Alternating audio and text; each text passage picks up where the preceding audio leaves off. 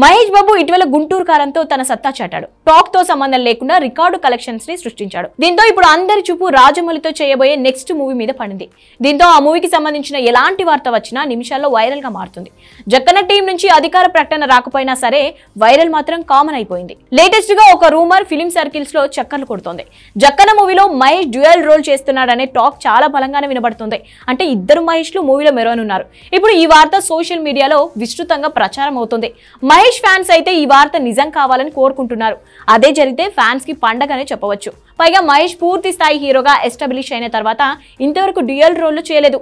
కాకపోతే బాలనటుడిగా తన తండ్రి సూపర్ స్టార్ కృష్ణ హీరోగా వచ్చిన కొడుకు దిద్దిన కాపురంలో డ్యూయల్ రోల్లో కనిపించాడు. మహేష్ బర్త్డే సందర్భంగా ఆగస్టు 9న మూవీ స్టార్ట్ అవబోతుందని వార్తలు వస్తున్నాయి.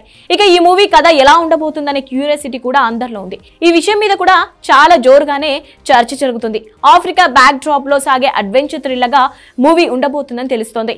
ఎందుకంటే ఇటీవల జరిగిన ఒక ఇంటర్వ్యూలో ఆ చిత్ర రచయిత విజేంద్ర ప్రసాద్ మూవీ కథ గురించి వివరణ ఇచ్చాడు.